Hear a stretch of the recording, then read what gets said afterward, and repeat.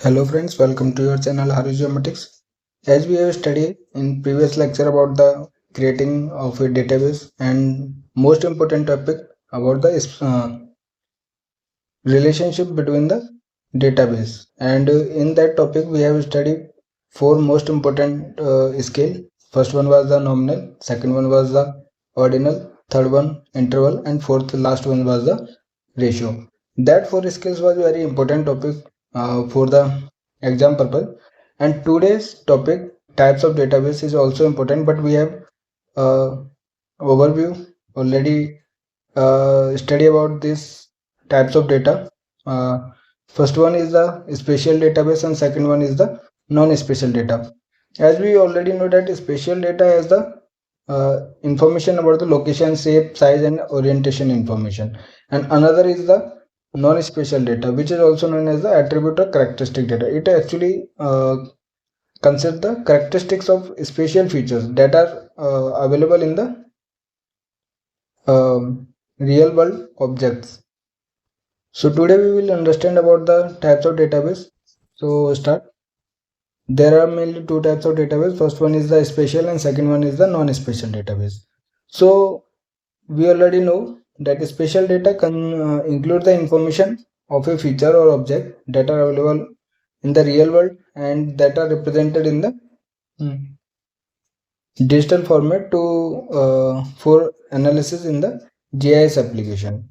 So that feature, the information about that feature like their location, their size, their shape, size and orientation information, all these things are comes under the spatial data. For example, a particular square in which its center, the intersection of its diagonals specifies its location. As we know, there are two types of data forms. First one is the vector and second one is the raster data. So if we talk about the raster data, it is represented in the form of grid of cells. So the location information is considered by a pixel by their center. So if two diagonals meet each other, that is the center of the square of the pixel. So that square point, uh, diagonals point, intersection point is considering the information about the location. And we already know that if we are taking an example of a square, then its shape is the square, and the information about the length of that size of square means what length is considered covering the ground by a single pixel. So if there is a size of that square or length of one side, after that we can also calculate the area of that square. So it's the size, shape is the square and the size the length of one side and angle of its diagonal. All these information are the spatial data. So database also include the spatial data and non-spatial data. So all these information means their characteristics also included in the database. The shape size is also included in the shape size and orientation of the feature that are available in the digital format. All these information comes under the spatial data, and all these spatial data also included in the database. So another example is the x-axis specify its orientation. Means if we are considering an example of a square, then this point specify the location information, and we already know that this shape is the square and the length of one side. After that we can also calculate the area of this portion. So the length of square means is the size of its square, and the diagonal points x-axis represent the angle means its orientation. So four things are very important in the spatial data, that it consider the information about the location, shape, size and orientation of a feature or objects. And the spatial data include the spatial relationships. For example, the arrangements of three stumps in the cricket ground means they should be level, they should be in single orientation straight line. So all these things are the spatial relationship between the objects. So spatial data consider the spatial relationship. Now second one is the non-spatial data. As we know that this non-spatial data is also known as a attribute or characteristic data, and characteristics of spatial feature that are independent of all geometric considerations, means the shape size doesn't affect the characteristics of the feature, so that data is known as the non-spatial data. So it is independent of all geometric characteristics or considerations. So if we take an example of a town, so what non-spatial data will be of a town? So their name, its population, settlement type, means of transportation, how people can reach to the town, so means of transportation, communication, administration setup, education institutes, occupations, facilities like hospital and theaters, all these things, means everything about the town comes under the non-spatial data.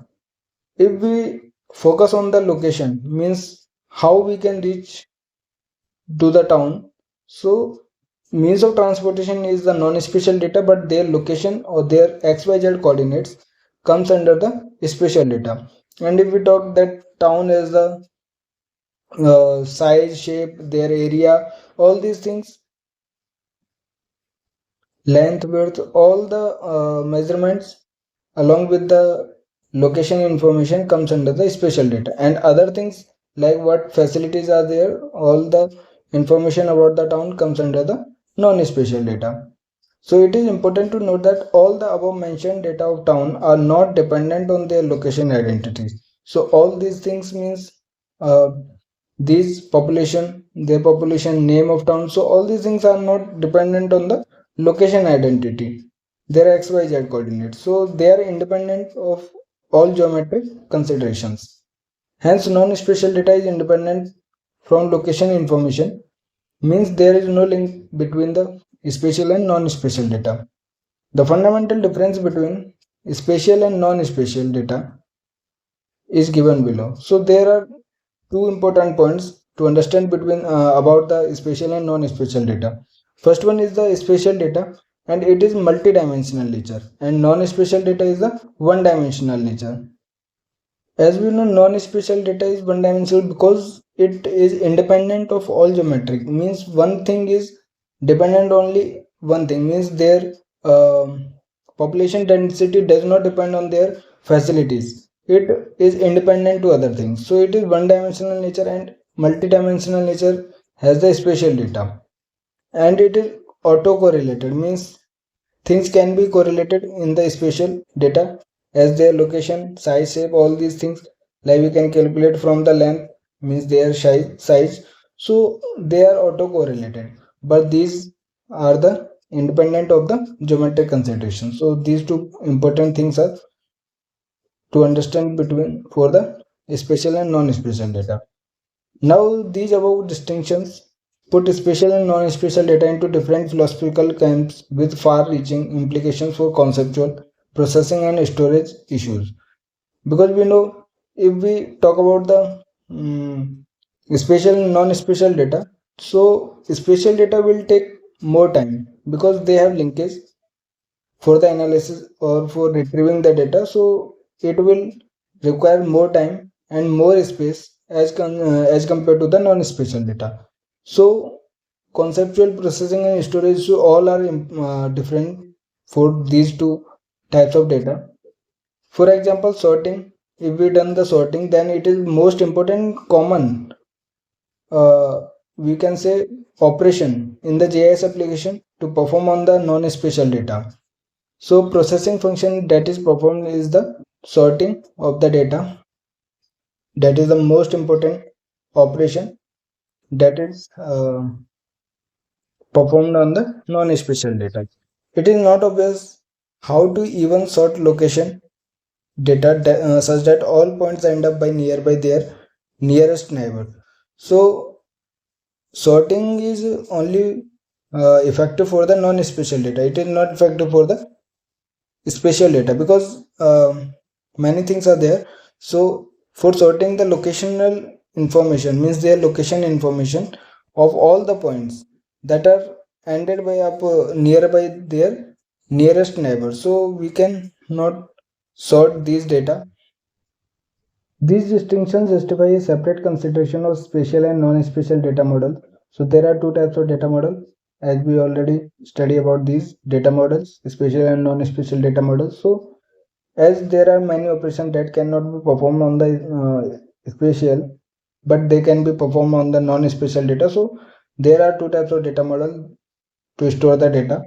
In GIS, georelational data model stores spatial and non-spatial like attribute data separately. As we already know that georelational data model store both data separately, but object based data model store these two types of data, spatial and non-spatial data together. So they can be easily queried. But in case of georelational data, they link these two types of data with each other. So on the basis of identity of feature, they can be linked together. So georelational data model arranges these two data sets in such a way that they can be simultaneously be queried, analyzed, and displayed. So as modern way is the object based relational object based data model that store both these types of data together.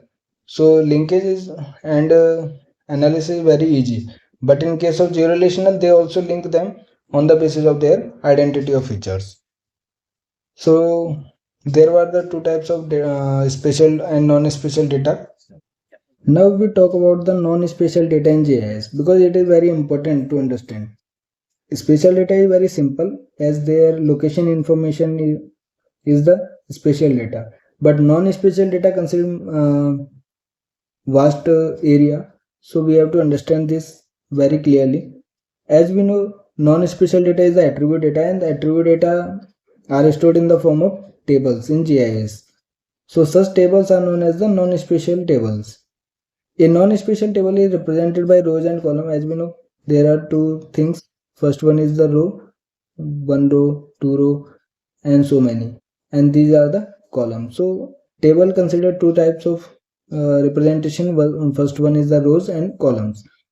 And in these rows and columns, for the non-spatial data, each row shows the spatial feature, and each column represent the characteristics. So for non-spatial data, there are two things. First one is the row and second one is the column. So column consider the feature. Sorry, row consider the features and column consider their characteristics.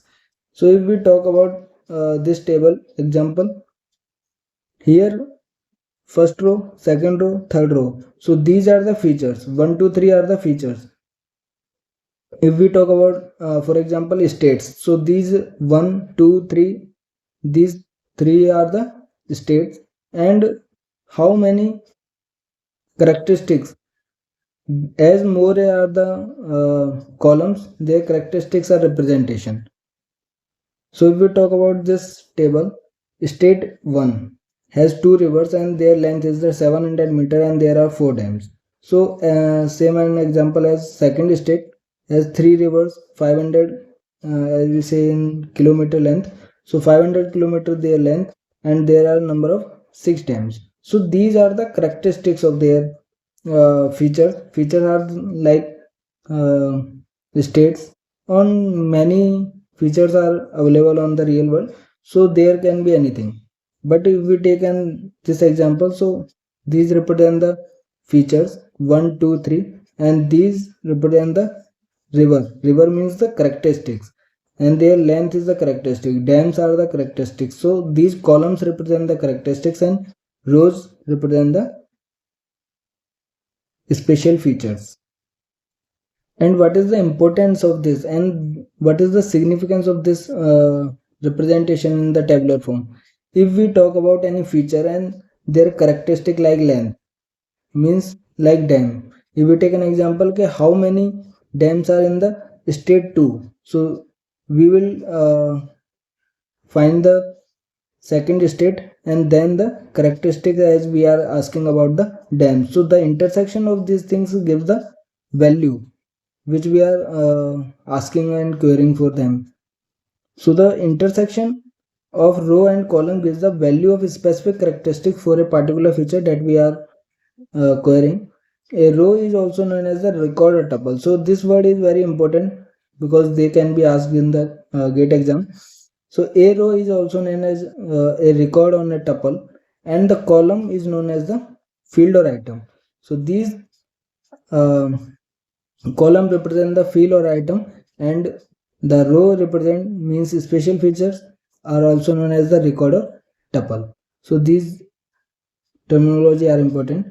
Now these are the types of two types of database, and another important thing is the geographic data and geographic information. Means what we can do if we get the geographic information, and how we can get this, because GIS is the information system, and we can do many things like store, querying, and analysis, processing, and we can get output. So for that we have to put the input the data, and if we have geographic information for the GIS application, then we can find out the better and important output. So we can decision making, and it is helpful for the problem solving, and as we have do in the GIS application. So for that we require a geographic data or geographic information. So geographic data are a special type of data because their geographic nature. As we know, geography is related with the earth's surface. So everything that are present in the real world and that are represented in the digital format for the processing in GIS application, so that is the nature. Means it may be man-made or it may be for the natural format. So any objects can be either. And what is the important to understand, that geographic data has the geographically referenced, means as where it is on the real world, it is shown in the GIS application on the map at the same place, either with the help of the coordinate system or anything like we do the georeferencing. So it send the image of any place of the real world into the GIS application on the map at the same place as it is there. So geographic data is the geographically reference, means where we can locate and identify features by the spherical coordinate system like their latitude and longitude. Means if latitude and longitude of a map of a real world will represent in the map in the GIS application at the same place which have the same longitude and latitude, with the help of georeferencing or by changing the coordinate system. So that geographic data is the geographically referenced. So it is very important to understand. Now they are made up of descriptive elements, means which tell what they are, and graphical elements which tell what they look like, what they are found, and how they are especially related to one another. So these geographical data have two information. First one is the descriptive elements, means which tell about the what are they, and second is the graphical element, means their location information, where we can found them. So if we talk about in different language, descriptive element is the attribute data or non-spatial data, and and graphical element which represent the location information is the spatial data. So descriptive element is the non-spatial and graphical element is the spatial data. So these two types of data are considered in the geographic data, which are very helpful for the GIS application. So as we know that the geographic data is not only natural format, but it can be man-made. So the geographic data are always pertinent to features and resources of the earth, as well as human activity based on or associated with these features and resources. So real world can be represented as the geographical data if it has the geographically referenced.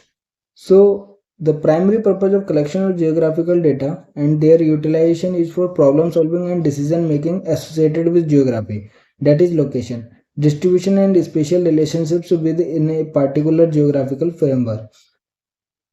So the importance of this geographical data, after analysis we can easily it is very helpful for the problem solving and decision making along with their geography, means their location and distribution.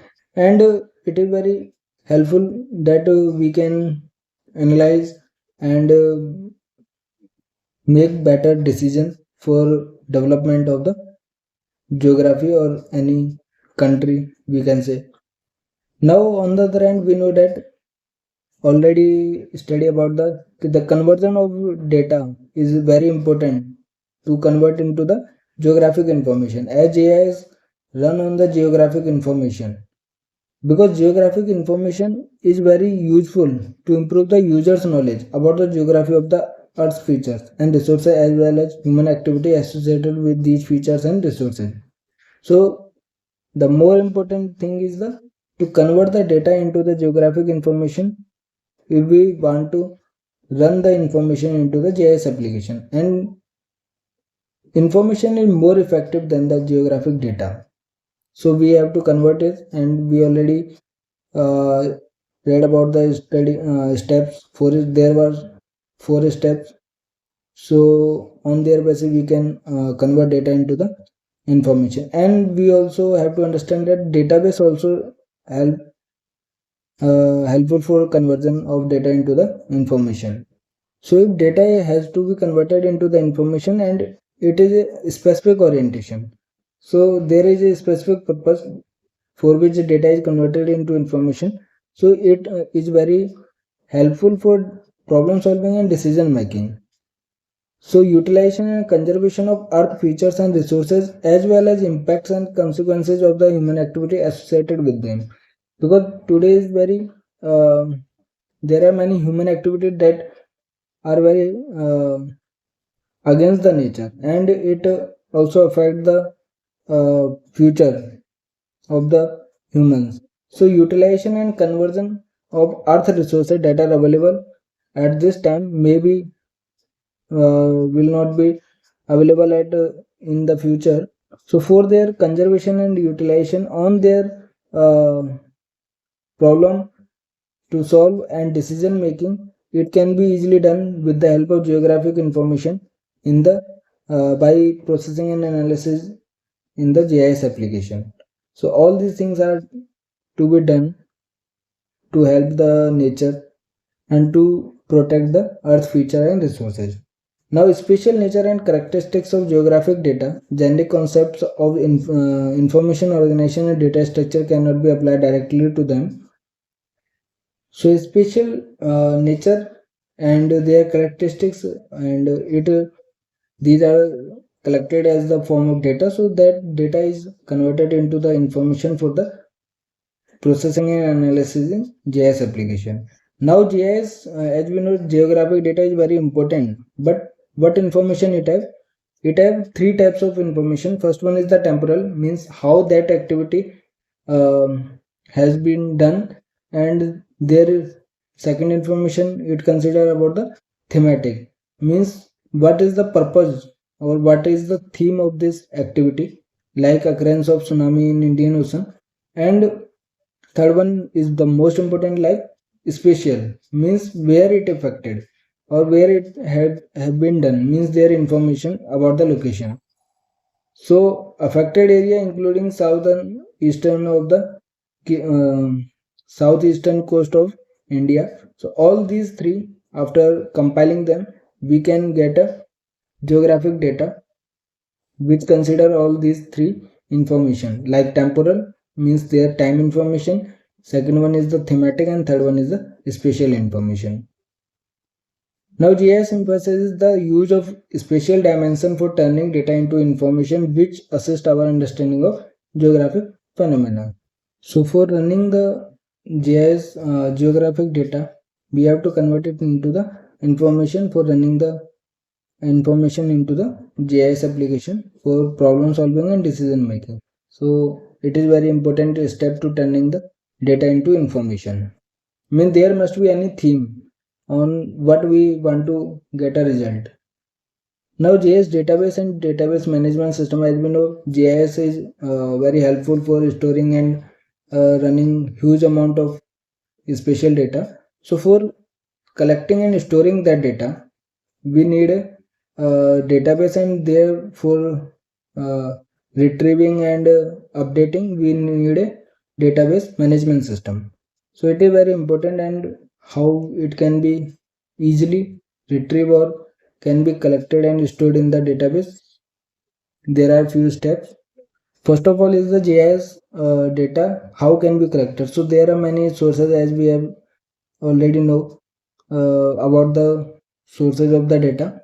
So there are various sources that from where we can collect the GIS data, like remote sensing, satellite image, aerial photogrammetry, and scanning of maps. So many sources are there, and other things are the large portion of this data is managed in the database. So we already know that for managing the huge amount of spatial data, we need a database.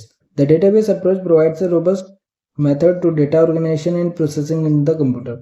So after collecting and storing the data, we retrieve the data from the database, and it is not physically present in the computer, but we can use that data.